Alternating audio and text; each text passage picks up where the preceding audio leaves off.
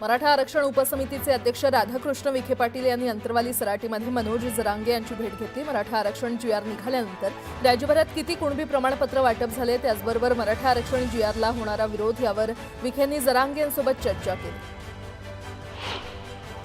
मनोज जरांगे यांची भेट घेऊन तब्येतीची विचारपूस केली। मराठा आरक्षणाविषयी झालेल्या निर्णयाची अंमलबजावणी कुठपर्यंत आली यावर जरांगेशी चर्चा केली, अशी माहिती राधाकृष्ण विखे पाटील यांनी दिली आहे। ओबीसींना आरक्षण दिलं तेव्हा मराठा समाजानं विरोध केला नाही, मग आता मराठा आरक्षणाला विरोध का करता हेच समजत नाही, अशी प्रतिक्रिया विखेंनी दिली आहे।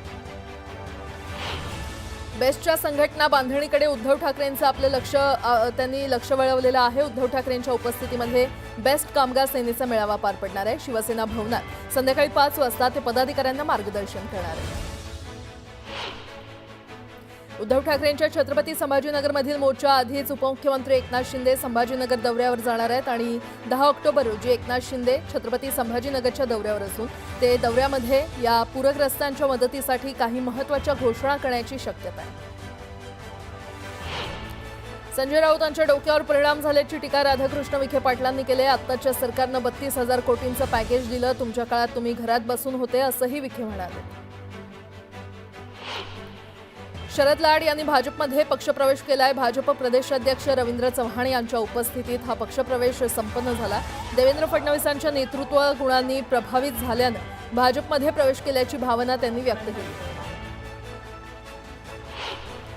वाशिम जिल्ह्यातील कारंजा, वाशिम, रिसोड, मालेगाव, मंगरुळपीर आणि मानोरा यासह पंचायत समित्यांसाठी सभापती पदाचं आरक्षण जाहीर झालंय। 6 पंचायत समित्यांमध्ये महिलांना संधी मिळणार आहे।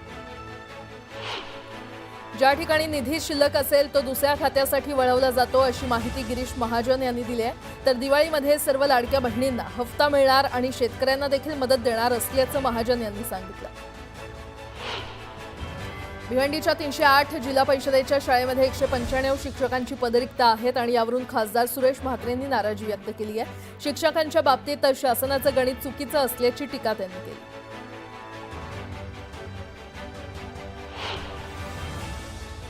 आता एक मोठी बातमी, राज्य सरकारनं 2 सप्टेंबरला काढलेल्या जीआरला विरोध करण्यासाठी ओबीसी बांधवांनी आक्रमक पवित्रा घेतलाय।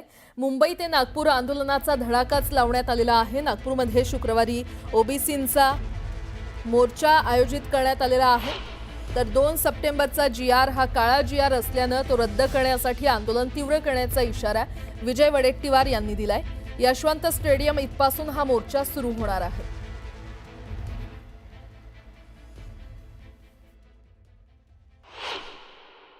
जो काळा जीआर आहे तो जीआर रद्द झाला पाहिजे, ही सर्व समाजाची एकमुखी मागणी आहे।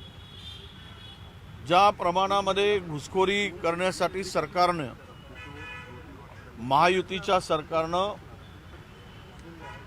जो जीआर काढला आणि ओबीसीच्या मानेवर सुरी चालवण्याचं पाप करत आहे, त्यामुळे जनतेमध्ये प्रचंड आक्रोश आहे। पुन्हा एकदा बातम्या वेगवान स्वरूपात। लातूर जिल्ह्यातील अतिवृष्टी आणि पुरामुळे नदीकाठच्या शेती पिकाचं मोठं नुकसान झालेलं आहे। मांजरा नदीला आलेल्या सततच्या पुरामुळे शेतकऱ्यांचं सोयाबीन नासून गेलंय। रेणापूर तालुक्यातील डिघोळ देशमुख गावातील शेतात अद्यापही पाणी आहे। खरीप तर गेलं, मात्र आता रब्बी हंगामातही पेरणी अशक्य असल्यामुळे तुटपुंजा मदतीवर जगायचं कसं, असा सवाल बळीराजा विचारू लागलाय। भुसावळ इथल्या दीपनगर औष्णिक वीज निर्मिती प्रशासनानं घेतलेल्या राखेच्या धोरणाविरोधात 11 दिवसांपासून वेल्हाळा इथे लोकसंघर्ष मोर्चाच्या वतीनं उपोषण करण्यात येत आहे। या उपोषणकर्त्यांची खडसे यांनी भेट घेतली। यानंतर त्यांनी दीपनगर प्रशासनाच्या अधिकाऱ्यांशी देखील चर्चा केली। पुणे महापालिकेची प्रभाग रचना अंतिम झाल्यानंतर आता आरक्षित प्रभाग कोणते हे ठरवण्यासाठी सोडत काढली जाणार आहे। यासाठी 10 ऑक्टोबर ही संभाव्य तारीख सांगितली जात होती, पण आता याबाबत आयोगाकडून कोणतेही आदेश न आल्यानं आरक्षण सोडतीचा कार्यक्रम लांबणीवर पडलाय। दिवाळीच्या पूर्वी सोडत निघण्याची शक्यता वर्तवली जाते। राज्यातील स्थानिक स्वराज्य संस्थांच्या निवडणुका 2 टप्प्यात होणार आहेत। दिवाळीनंतर म्हणजे 27 ते 31 ऑक्टोबर दरम्यान पहिल्या टप्प्यातील निवडणुकांचा बिगुल वाजणार आहे। नगरपालिका, नगरपरिषद आणि जिल्हा परिषद आणि पंचायत समित्यांचे सभापती गट गणांचे आरक्षणाची प्रक्रिया अंतिम टप्प्यात आहे आणि या पार्श्वभूमीवर पहिल्यांदाच मिनी मंत्रालयाची निवडणूक होईल, असं विश्वसनीय सूत्रांनी सांगितलंय। एसटीनं राज्यातील ई बस प्रवाशांसाठी मासिक आणि त्रैमासिक पास सवलत योजना लागू केलेली आहे। या योजनेअंतर्गत प्रवाशांना 60 दिवसांचं भाडं भरून 90 दिवस प्रवास करण्याची संधी मिळणार आहे। मेट्रो 3 गुरुवारपासून प्रवाशांसाठी खुली झाली आहे। पहिल्याच दिवशी या मार्गावर संध्याकाळी 7 पर्यंत 1,18,286 प्रवाशांची नोंद झाली। प्रवाशांमध्ये उत्साहाचं वातावरण होतं, मात्र मेट्रोमध्ये बसेपर्यंत अनेक अडचणींना सामोरं जावं लागल्यानं त्यांचा काहीसा हिरमोड झाला। पुणे महानगर परिवहन महामंडळाच्या ताफ्यामध्ये भाडेतत्वावर 25 डबल डेकर बस लवकरच दाखल होणार आहेत। अत्याधुनिक इलेक्ट्रिक डबल डेकर बस भाडेतत्वावर घेण्यासाठी संचालक मंडळाकडून मान्यता मिळाली असून लवकरच निविदा प्रक्रिया राबवण्यात येणार आहे। गेल्या 1.5 दशकात बँकिंग सेवांमध्ये बरीच सुधारणा झाली असली तरी बँकांनी जवळजवळ प्रत्येक सेवेवर शुल्क लादल्यानं ग्राहकांना फटका बसतोय। त्यातच आता बँका येत्या 1 नोव्हेंबरपासून ऑनलाईन सेवांसाठी शुल्क वाढवून बँका ग्राहकांना धक्का देण्याच्या तयारीत आहेत। या निर्णयाचा फटका लाखो ग्राहकांना बसणार आहे।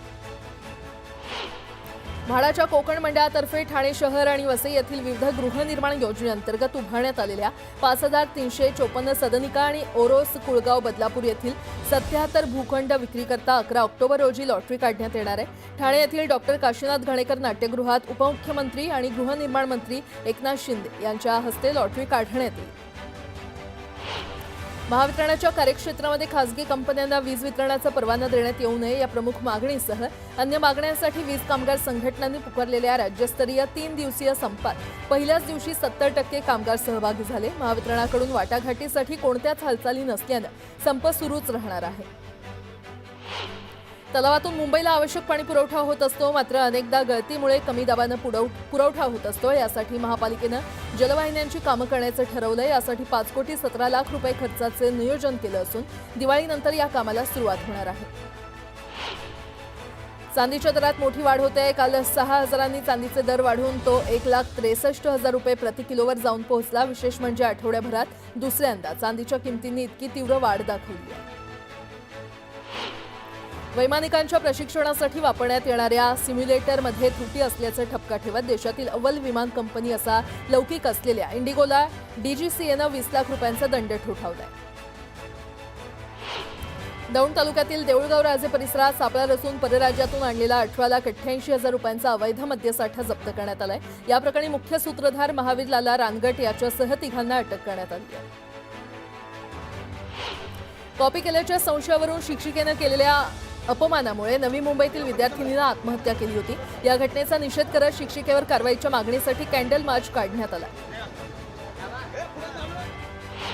मुंबईतील दहिसर पोलिसांनी रिक्षा चालकांना लुटण्यात सहभागी असलेल्या दोघांना अटक केली आहे। त्यांच्याकडून सोन्याची चेन, मोबाईल फोन आणि डेबिट क्रेडिट कार्ड जप्त केलेले आहेत।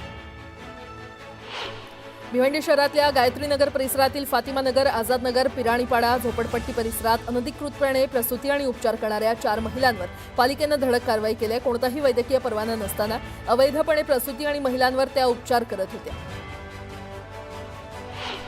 जळगाव जिल्ह्यातील नशिराबाद इथे महर्षी वाल्मिकी जयंतीनिमित्त मोठ्या उत्साहात भव्य मिरवणुकीचं आयोजन करण्यात आलं होतं। गावातील मुख्य चौकातून सुरुवात झालेल्या या मिरवणुकीमध्ये कोळी समाज बांधवांचा मोठा उत्स्फूर्त सहभाग पाहायला मिळाला। भारतात गेल्या काही दिवसात कफ सिरप घेतल्यानं किडनी निकामी होऊन किमान 22 लहान मुलांचा मृत्यू झाल्याचं समोर आलंय आणि यामुळे आता भारत सरकारनं याबाबत अतिशय कडक भूमिका घेतली असून कोल्ड्रिफ, रेस्पी फ्रेश PR आणि रिलाईफ या 3 कफ सिरप्सना विषारी घोषित केलं असल्याची माहिती अधिकाऱ्यांकडून समोर आली आहे। पंतप्रधान नरेंद्र मोदी आणि अमेरिकेचे राष्ट्राध्यक्ष डोनाल्ड ट्रम्प यांच्यामध्ये फोनवर चर्चा झाली। पंतप्रधान नरेंद्र मोदींनी एक्सवर याबाबत माहिती देताना सांगितलंय की त्यांनी ऐतिहासिक गाझा शांतता योजनेच्या यशाबद्दल ट्रम्प यांचं अभिनंदन केलं। हिंगोलीच्या वखार महामंडळाच्या गोदामामध्ये शेतकऱ्यांच्या शेकडो क्विंटल धान्यांची नासाडी झाल्याचं समोर आलेलं आहे। वखार महामंडळाच्या हलगर्जीपणामुळे हे नुकसान झाल्याचा आरोप शेतकऱ्यांनी केलाय। तातडीनं नुकसान भरपाई देण्याची मागणी शेतकऱ्यांनी केली आहे। छत्रपती संभाजीनगरच्या सोयगावात अतिवृष्टीच्या नुकसानीच्या पार्श्वभूमीवर आढावा बैठक घेण्यात आली। खासदार कल्याण काळे यांच्या उपस्थितीमध्ये ही बैठक झाली। दरम्यान खासदारांनी विविध विभागाच्या अधिकाऱ्यांना धारेवर धरलं। वर्ध्याच्या पवनार गावात एका शेतकऱ्यानं सोयाबीनच्या शेतात मेंढरं सोडली। पावसामुळे सोयाबीनचं नुकसान झाल्याच्या निराशेतून शेतकऱ्यानं हे पाऊल उचललं। गोंदियामध्ये महावितरणाच्या कर्मचाऱ्यांनी संप पुकारलाय। यावेळी विद्युत क्षेत्रातील खासगीकरणाला विरोध करण्यात आला। मोठ्या संख्येनं कर्मचाऱ्यांनी संपात सहभाग घेत जोरदार घोषणाबाजी केली। बीडच्या आष्टी तालुक्यातील नांदा गावातील जिल्हा परिषद प्राथमिक शाळेचं पुरामुळे नुकसान झालंय। दरम्यान पुण्यातील वकील संघाच्या वतीनं विद्यार्थ्यांना शालेय साहित्याचं वाटप करण्यात आलं। बीडच्या कुर्ला गावात शिवसेनेनं नागरिकांना मदत केली आहे। किराणा किट आणि कपड्यांचं वाटप करण्यात आलंय। मराठवाड्यामध्ये 6000 किटचं वाटप करण्यात आल्याची माहिती उपजिल्हा प्रमुख राजेश कदम यांनी दिली आहे।